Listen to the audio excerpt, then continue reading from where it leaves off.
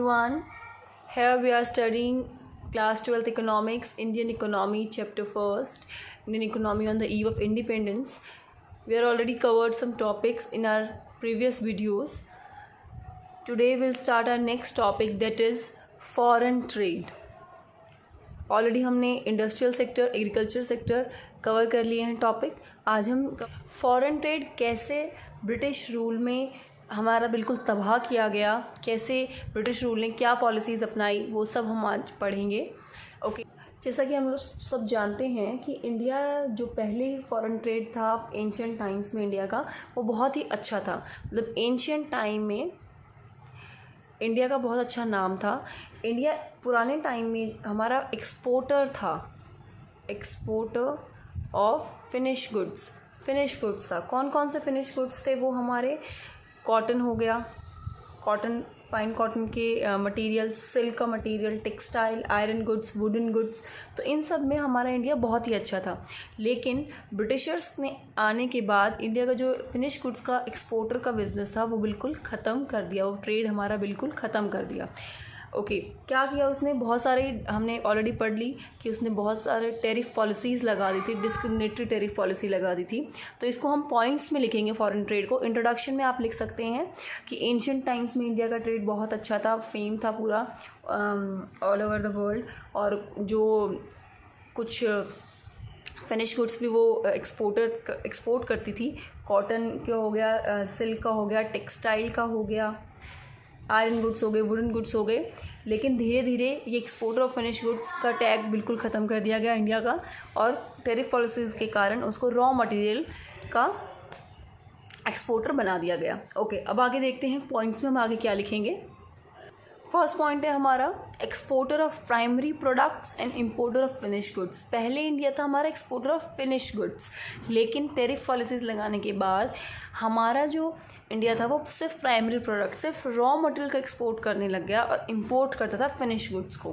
पढ़ते हैं, during colonial rule India became the exporter of raw material. India बन गई एक्सपोर्टर रॉ मटेरियल की, जैसे raw silk, cotton, indigo, jute, which are of low cost, जिनकी कीमत कम होती थी. And became the importer of finish goods, और इम्पोर्ट करने लगे फिनिश गुड्स. इम्पोर्ट मतलब बाहर से हम माल लेने लगे दूसरे देशों से finish goods, such as capital goods, woollen clothes, silk clothes, other machine made products which are of high cost, जो हमें महंगे पड़ते थे. Due to this the economic condition of our economy started to decline, और धीरे धीरे ऐसे हमारी इकोनॉमी बिल्कुल फॉल होने लग गई, डिक्लाइन होने लग गई. अगर हम एक एग्जाम्पल ले लेते हैं कि लकड़ी यहाँ से लेके जा रहे हैं, मान लो कि कितने भी टन, मान लो 100 टन लकड़ी यहाँ से हम लेके गए, ये हमारा रॉ मटेरियल मान लो यहाँ से लेके गए 100 टन, एक्सपोर्ट कर दिया, ठीक है. और वहाँ से वो बना के ला रहे हैं वुडन, अपना चेयर बना के ले आए, या फिर डाइनिंग टेबल बना के ले आए, या कुछ भी बना के सोफ़ा सेट बना के ले आए, तो वो हम ख़रीद रहे हैं. तो अगर हम ये चीज़ अपना रॉ मटेरियल यहीं यूज़ करें तो हमें इंडिया को कितना फ़ायदा होगा. लेकिन ब्रिटिशर्स ने दिमाग लगाया और सिर्फ ये रॉ मटेरियल सस्ते में ले जाते हैं यहाँ से, और वहाँ से फिनिश गुड्स जो है महंगे में हमारे देश में लाते, और धीरे धीरे आदत भी चेंज होती गई और हमारा ट्रेड भी बिल्कुल ख़त्म होता चला गया. फिनिश गुड्स का हम बिल्कुल डिपेंडेंट हो गए. Okay, come to the next point, second point is monopoly control on trade by Britishers. Britishers का बिल्कुल मोनोपोली का मतलब क्या होता है? बिल्कुल एक जो बंदा राज करे, एक कंट्रोल हो गया था बिल्कुल पूरे ट्रेड पर, ब्रिटिशर्स ही राज करते थे. During colonial period the British government maintain monopoly control over Indian trade policy. Indian trade policy पर सिर्फ उनका ही कंट्रोल हो गया था ब्रिटिश गवर्नमेंट का. Majority of trade was restricted to Britain. Majority मतलब ज़्यादातर ट्रेड जो है, मोर देन हाफ जो ट्रेड है वो ब्रिटेन से ही होता था. While the rest was allowed with some other countries. बाकी जो बचा हुआ है वो दूसरी कंट्रीज से होता था, सच एज चाइना, श्रीलंका और ईरान, ठीक है. तो अब इन्होंने क्या किया, बिल्कुल प्रॉपर कंट्रोल हो गया था, ब्रिटिशर्स का मोनोपोली कंट्रोल हो गया था. इन्होंने क्या किया, ट्रांसपोर्टेशन कॉस्ट घटाने के लिए ओपनिंग कर दी स्विस कैनाल की.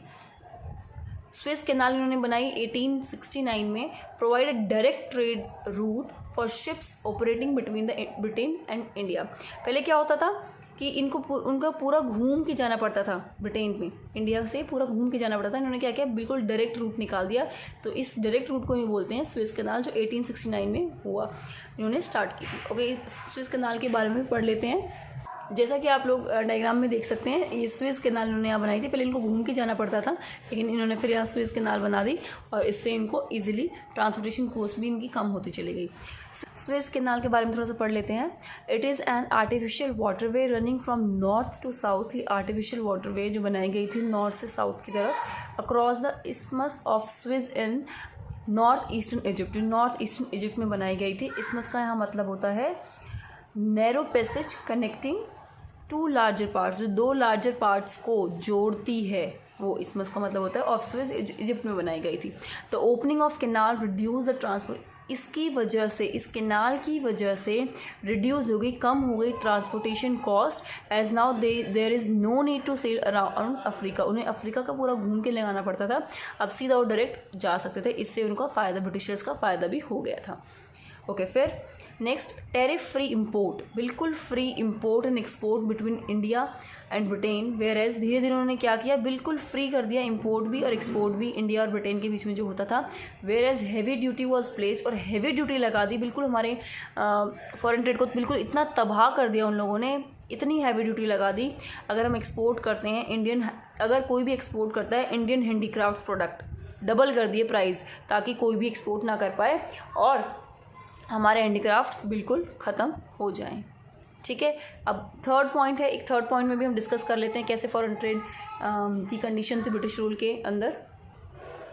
Third point is economic exploitation due to exporter of raw material. India एक एक्सपोर्टर थी रॉ मटेरियल की। India has a huge export surplus, जो एक्सपोर्ट करने के बाद जो सरप्लस बचता था, तो इंडिया के पास बहुत ज़्यादा पैसा, मतलब ह्यूज सरप्लस था उस टाइम, पैसा था। But the amount of export surplus, जो पैसा था, doesn't give any push to Indian economy. लेकिन इंडियन इकोनॉमी की डेवलपमेंट के लिए वो खर्च नहीं किया गया।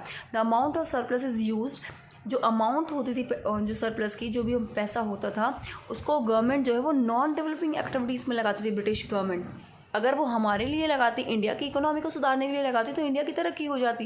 लेकिन उन्होंने ये चीज़ लगाई है नॉन डेवलपिंग एक्टिविटीज़ पर। कौन कौन सी एक्टिविटीज़ पर? To meet expenses of war, जो ब्रिटिश गवर्नमेंट कि जिससे भी लड़ाई होती थी तो उनके एक्सपेंसेस, उनके खर्चे, उनके इक्विपमेंट्स वगैरह जो भी कुछ होता था, तो उसको, उसकी भरपाई करने में वो वो सरप्लस यूज़ होता था। और second point, to make payment of office setup, बड़ी बड़ी बिल्डिंग बना दी कॉलोनियल गवर्नमेंट ने, अपनी बड़ी बड़ी बिल्डिंग, ब्रिटिश गवर्नमेंट ने अपनी बड़ी बड़ी बिल्डिंग्स बना दी, सेटअप्स बना दिए। To make trade of invisible item services, और ट्रेड किया इनविजिबल आइटम्स का, मतलब एक्सपोर्ट हमारे ज़्यादा हो गए थे और इम्पोर्ट हमारे कम हो गए थे। धीरे धीरे जितना भी पैसा आया वो नॉन डेवलपिंग एक्टिविटीज़ पर खर्च कर दिया गया। तो ये आज हमने पूरा कवर कर लिया है अपना फॉरेन ट्रेड। नेक्स्ट वीडियो में हम पढ़ेंगे डेमोग्राफिक कंडीशन। फॉरेन ट्रेड तक आप लोग अच्छे से नोट्स बना लीजिए और प्रिपेयर कर लीजिए। Thank you.